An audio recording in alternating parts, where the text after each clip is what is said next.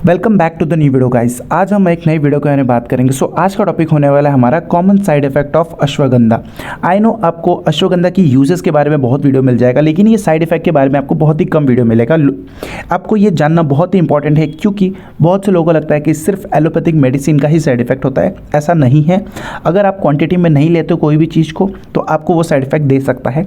वो कोई भी हो, आइदर वो केमिकल से बना हो या फिर वो कोई प्लांट एक्सट्रैक्ट ही क्यों ना हो। तो आपको ये जानना बहुत इंपॉर्टेंट है कि इसके कॉमन साइड इफेक्ट क्या होते हैं अश्वगंधा के। तो चलिए स्टार्ट करते हैं बिना किसी देरी के। पहले यहाँ पे आपको दिख सकता है ड्रोजीनेस एंड सिडेशन। अब ड्रोजीनेस एंड सिडेशन बेसिकली ये क्या है, यहाँ पे हम देखें, यहाँ पे लिखा है ashwagandha act as adaptogen that lower cortisol's a stress hormone and enhance GABA neurotransmitter.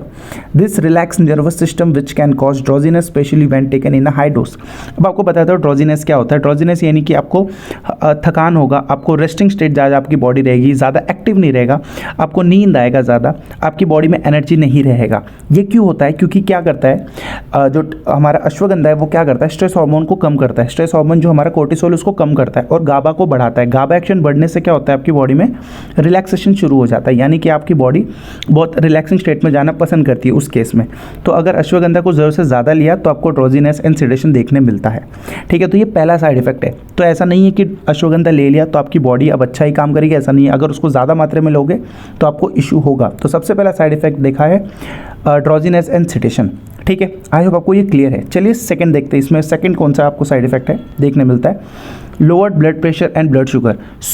कोई भी पेशेंट अगर जिसका ऑलरेडी बीपी लो होता है या शुगर लेवल लो होता है तो उसे अश्वगंधा बहुत ही सोच समझ के और प्रॉपर क्वांटिटी में लेना चाहिए। ऐसा क्यों? यहाँ पे देखो लिखा है ashwagandha has a vasodilatory effect, meaning it relax the blood vessels leading to lower blood pressure. अब देखो किसी का पेशेंट ऑलरेडी उसका बीपी कम है, यानी कि ब्लड प्रेशर कम है, और उसने अश्वगंधा ज़्यादा मात्रा में लिया, तो अश्वगंधा क्या करता है, एज अ वेसोडाइलेटर एक्ट करता है। जो ब्लड वेसल्स होते हैं उसको वो रिलैक्स करता है। उससे क्या होता है, जो ब्लड फ्लो होता है वो ईजिली होने लगता है, तो प्रेशर जो रहता है वो कम हो जाता है। तो अगर पेशेंट में ऑलरेडी ब्लड प्रेशर कम है और वेसोडाइलेटरी एक्शन की वजह से अश्वगंधा उसका और ब्लड प्रेशर कम कर रहा है, तो वो बहुत ही ज़्यादा दिक्कत दे सकता है। वो आदमी को चक्कर आ सकता है, वो आदमी बेहोश भी हो सकता है। ठीक है, तो ये बहुत ज़्यादा दिक्कत दे सकता है अगर किसी को ऑलरेडी ब्लड प्रेशर या शुगर लेवल कम है। आगे यहाँ पे लिखा है it also enhance insulin sensitivity. अब आपको पता है बॉडी में अगर इंसुलिन ज़्यादा बनने लग गया तो क्या करेगा, आपके शुगर लेवल को कम करेगा। तो ऑलरेडी अगर किसी को बीपी लो है या फिर उसका शुगर लेवल कम रहता है तो उसे अश्वगंधा बहुत ही सोच समझ के प्लस उसे प्रॉपर क्वांटिटी में लेना चाहिए। ठीक है, तो lower blood pressure and blood sugar भी करता है अश्वगंधा। आई होप आपको 2 पॉइंट क्लियर हो गया। चलिए नेक्स्ट देखते हैं। नेक्स्ट क्या है हमारा डाइजेस्टिव इशू, जिसमें आता है आपको diarrhoea, nausea, symptoms, stomach upset देखने मिलता है। अब क्या होता है, the active compound in ashwagandha क्या है, ये विथेनोलॉइड। विथेनोलॉइड होता है इसका एक्टिव कंपाउंड होता है, can irritate the stomach lining leading to gastric discomfort. अब क्या होता है, गैस्ट्रिक डिस्कम्फर्ट, जो आपका पेट है वहाँ पे दिक्कत होना शुरू हो जाता है, जिससे क्या हो जाता है, बाइल सिक्रेशन बढ़ जाता है, जिस कारण क्या होता है, विच में कॉज लूज स्टूल। जो आपके जो एक्सक्रीशन का प्रोसेस होता है वो बहुत तेज़ी से होना शुरू हो जाता है। इस वजह से डायरिया भी देखने मिला है और आपके पेट दर्द भी होता है अगर आपने बहुत ज़्यादा उसको लेना शुरू कर दिया, तो लूज मोशन भी शुरू हो जाता है। ठीक है, तो डाइजेस्टिव इशू भी होता है अगर आपने उसको क्वांटिटी में नहीं लिया, तो प्रॉपर क्वांटिटी में नहीं लिया तो। ठीक है, तो अब आपको 3 तो साइड इफेक्ट इसके पता चल गया। चलिए नेक्स्ट देखते हैं। नेक्स्ट आता है हमारा हार्मोनल इफेक्ट्स, जिसमें increase testosterone and thyroid issue.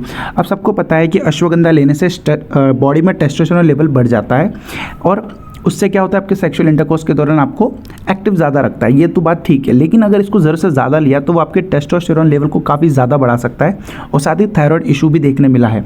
यहाँ पे देखिए क्या लिखा है, ashwagandha boost testosterone by stimulating luteinizing hormone, LH hormone होता है। It also affect the thyroid hormones, that is T3 और T4। ये 2 हार्मोन्स होते हैं, टाइप होते हैं बेसिकली थायराइड हार्मोन के, विच में cause imbalance in people with thyroid disorder. अगर किसी को थायराइड का इशू ऑलरेडी है और उसने ज़्यादा मात्रा में लिया तो उसको इशू हो सकता है और भी, और टेस्टोस्टेरोन आपकी बॉडी में ज़रूरत से ज़्यादा भी बढ़ सकता है। तो अगेन आपको हार्मोनल चेंजेस भी देखने मिल जाता है अगर आपने अश्वगंधा को बहुत ज़्यादा मात्रा में लिया तो।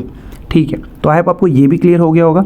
अब लास्ट देखते हैं ऑटो इम्यून रिएक्शन। अब देखो ऑटो इम्यूनिटी आपको पता है, इम्यूनिटी यानी कि अपनी बॉडी की जो खुद की एबिलिटी होती है फॉरेन पार्टिकल से लड़ने की।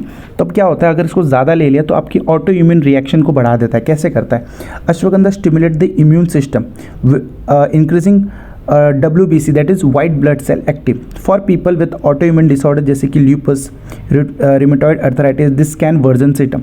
अब कोई है पेशेंट है जिसको ऑलरेडी अर्थराइटिस या ऐसी कोई बीमारी जिसको ल्यूपस है, जिसको ऑटो इम्यून डिसऑर्डर मतलब आपकी खुद की इम्यूनिटी ही आपको किल कर रही है आपकी बॉडी की सेल को, उस केस में अगर किसी ने अश्वगंधा लिया तो अश्वगंधा का काम क्या है, आपकी इम्यूनिटी को और बढ़ा देता है। अब आपकी इम्यूनिटी ऑलरेडी आपके खिलाफ काम कर रही है और आपने अश्वगंधा ले लिया तो क्या होगा, आपकी जो इम्यूनिटी है वो और बूस्ट हो जाएगी और आपकी बॉडी के अगेंस्ट काम करना शुरू कर देगी ज़्यादा मात्रा में।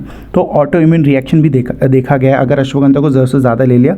ये किन पेशेंट में दिखता है, सिर्फ जो पेशेंट अर्थराइटिस या ऐसी कोई बीमारी जो ऑटो इम्यून डिसऑर्डर से फेस कर रहे हैं। तो ये था हमारा कुछ कॉमन साइड इफ़ेक्ट जो आपको पता होना चाहिए कि अश्वगंधा लेने से हमें ये साइड इफ़ेक्ट आ सकते हैं ज़रूरत से ज़्यादा। ज़रूरी नहीं है कि कोई भी चीज़ लो तो आपकी बॉडी में बेनिफिट ही दे, ठीक है। तो एक बार मैं आपको वापस बता देता हूँ किसे किसे नहीं लेना चाहिए। ड्रॉजीनेस एंड सेडेशन एक ऐसा चीज़ है, अगर कोई बहुत ज़्यादा व्हीकल का काम करता है, कोई गाड़ी चला रहा है या कोई मशीन चला रहा है तो उसे ये नहीं लेना चाहिए बहुत ज़्यादा मात्रा में। अगर उसे गलती से नींद आ गया और कुछ इंपॉर्टेंट काम कर रहा है तो बहुत दिक्कत हो सकता है। Drowsiness and sedation. सेकंड, ऐसे लोगों को नहीं लेना चाहिए जिसका ऑलरेडी ब्लड प्रेशर और ब्लड शुगर लेवल हमेशा कम रहता है, उनको बिल्कुल नहीं लेना चाहिए। और थर्ड है, अगर किसी के पेट में गैस्ट्रिक इरिटेशन होता है, स्टमक अपसेट होता है, डायरिया होता है, उसे तो बिल्कुल नहीं लेना चाहिए। डाइजेस्टिव इशू देखने मिलता है अश्वगंधा से। फिर उसके बाद हार्मोनल इफेक्ट, अगर किसी को थायराइड इशू है या फिर हार्मोन्स का इफेक्ट इशू है तो उन्हें भी नहीं लेना चाहिए। लेना नहीं चाहिए इन द सेंस आपको कम मात्रा में या फिर जितना प्रॉपर मात्रा में लेना चाहिए। अगर आपने ज़्यादा लिया तो आपको ये साइड इफेक्ट देखने मिलता है।